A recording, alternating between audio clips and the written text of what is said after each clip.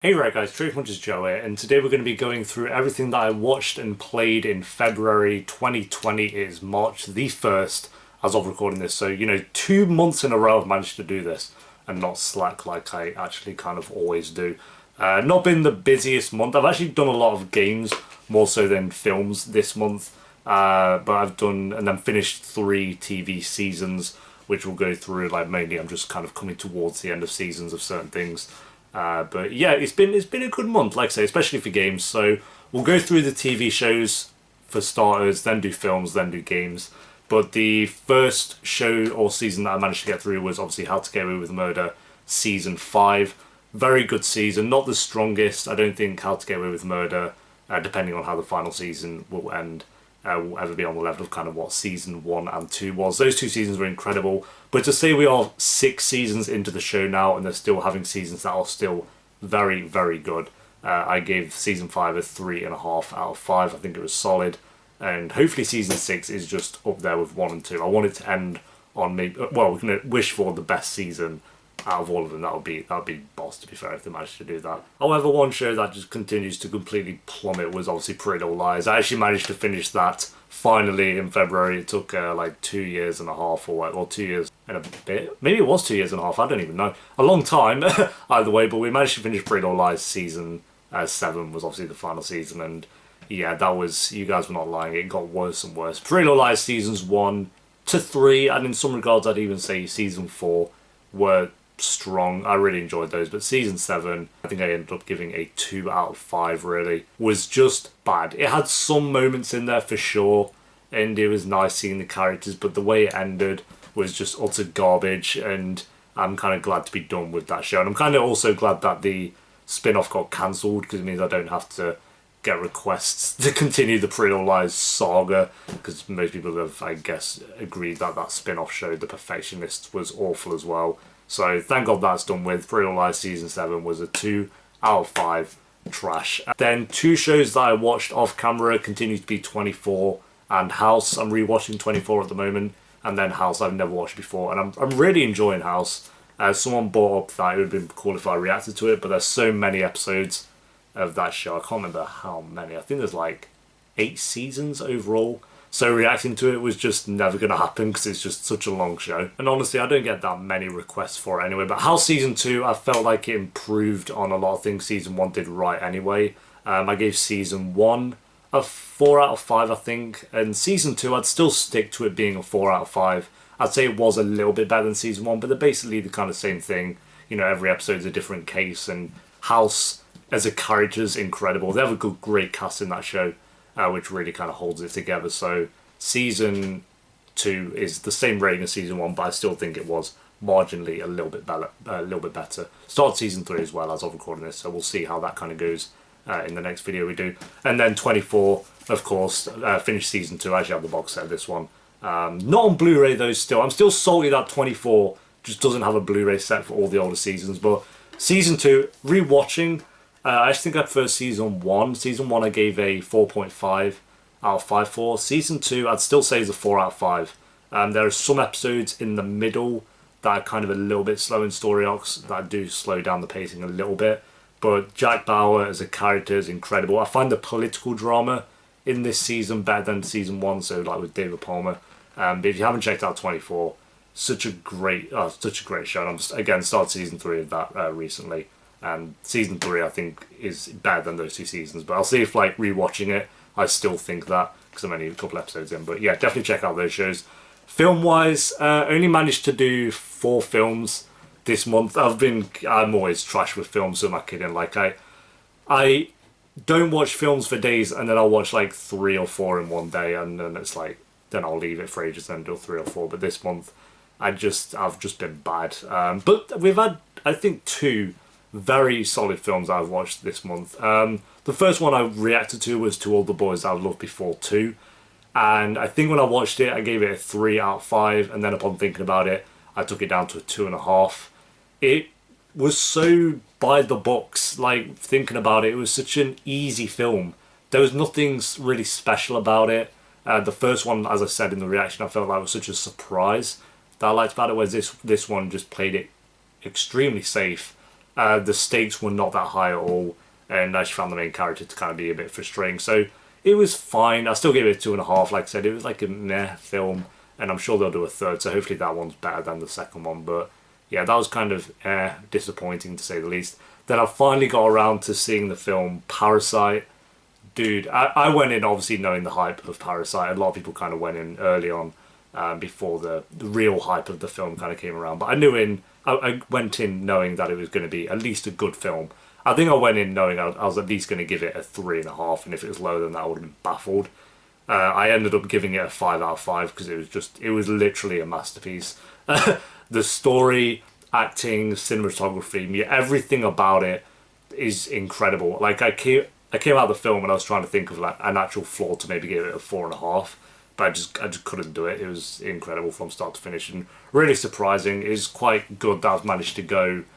God, how many months has it been out now? Like 3 or 4, I'd say, is where the real hype started to come about. So 4 months, and I came across no spoilers, so the surprises in the film were still surprising to me, which I liked about it. So that was a nice treat, and seeing it at the cinema finally, because the UK, for some reason, get all the films late, which is just wonderful. Unless it's like the Avengers, but even then we get it like 1 day early, so it doesn't really make much of a difference. Parasite, believe the hype, absolute masterpiece. It Chapter 2 was the third out of the 4 films that I watched, and that's a disappointing film. It Chapter 1 to me is like a 4 out of 5. I think it's a very good horror film. Pennywise is a great character. It Chapter 2 ruined it. It was way too long. It's like 2 hours and 40 minutes, and I don't mind the length of film, but It Chapter 2 just didn't use that time well. Like half of that is in flashbacks, and the humour. Oh my god, the humour! I went into this film and like I remember people saying that Bill Hader, who I like, but they were saying like he's really really good in this film and like he makes the comedy so good. It was so cringe. Oh my god. If you are doing a horror film, stop with the comedy. Comedy doesn't work in horror, or if it does, it's very rare that it actually works. And It Chapter 2 was littered with these cheap attempts at comedy. I think I maybe laughed once. It really brought the film down with the comedy. It's so bad. Pennywise became a bit of a joke.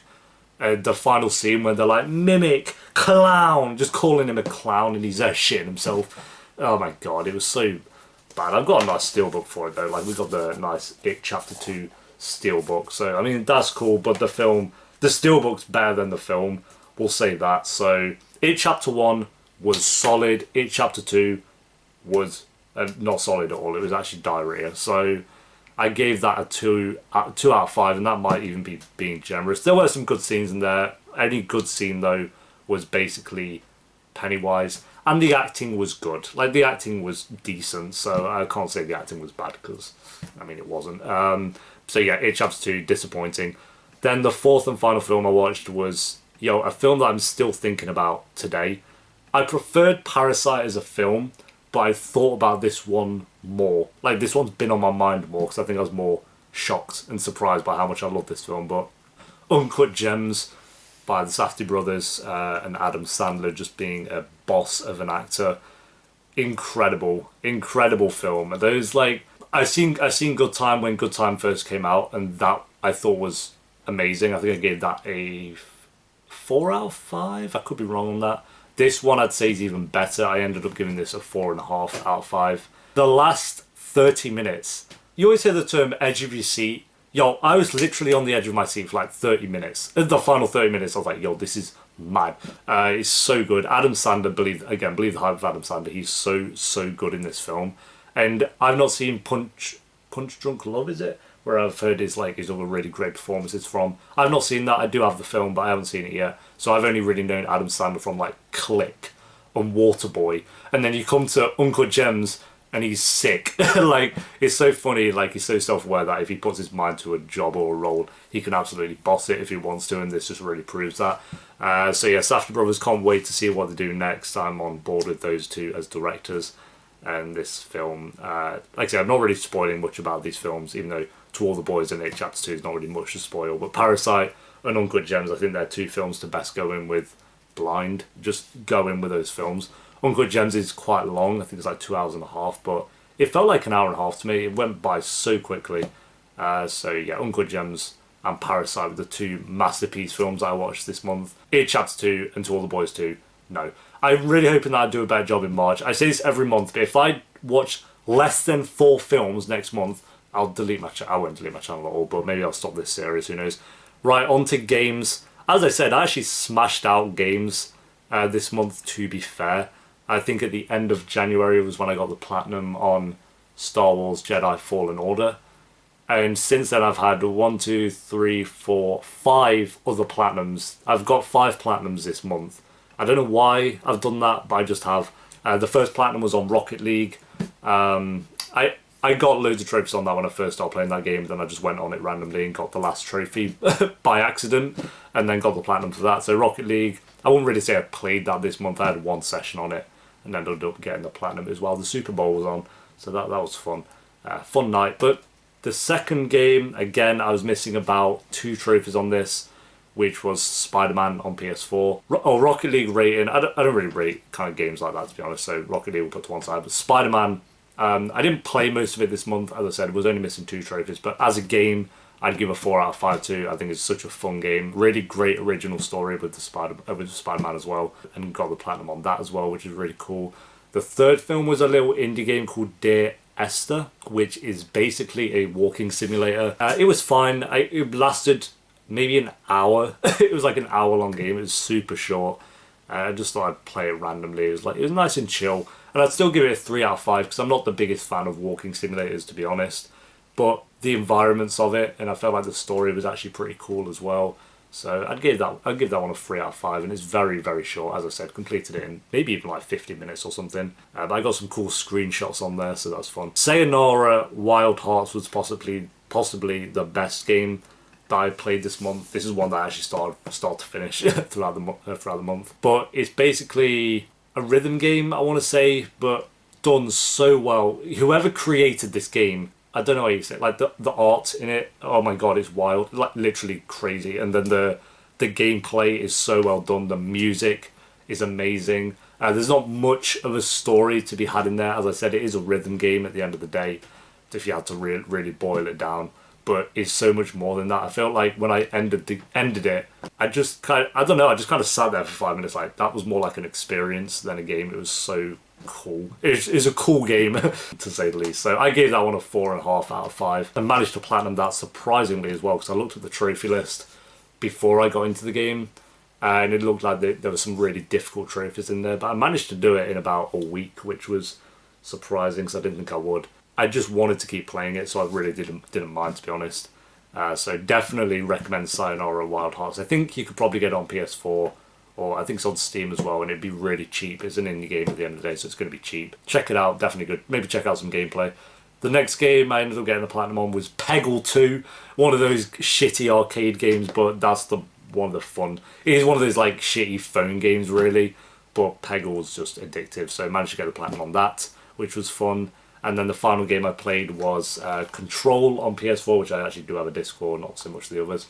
But Control, yeah, it was fine. I did not love the story at all. I found that some of the script was so cringe. I actually laughed at one point. She has like this crazy brother who's in this padded room or whatever, and he's like singing. And I was just like, what the fuck is this scene? It was so bad. But what really makes this game worth it is the gameplay. And the environments. I feel like the environments and gameplay and sound design is... I think it actually won an award for sound design at the Game Awards. I could be wrong on that. But that was what really brought the game together for me. I wouldn't play it again. I was actually very happy to I got the platinum on that as well. And I was happy to be done with the game. I gave it a 3 out of 5. Enjoyable. It took about maybe 15 hours to get through. So it's not the longest game of all time, but it was fine. Again, I just think it was the story and character that didn't really invest me. And if you're not invested in the character or story, then you're not ultimately going to give a shit about the game. So, yeah. I think I went in with not a lot of hype as well, but I'd heard incredible things about it. And I just kind of started playing it. It's like, it's fine, but it is the gameplay that really makes it. So, got the platinum on that as well. So, yeah. That's everything I watched and played. Obviously, I watched a lot of TV episodes, but I didn't finish. They're the only seasons that I really finished. and it was fine. I want to do a bit better with films in March. Games, I'm just like interested in games at the moment. I'm back on the platinum hype. I'm trying to get platinums in games. So that's surprising, but yeah, there we go, guys. Thank you for watching. Leave a like if you enjoyed. Let me know what you watched and what you played in February, and I'll hopefully do another one of these at the end of March. So until then, guys, peace.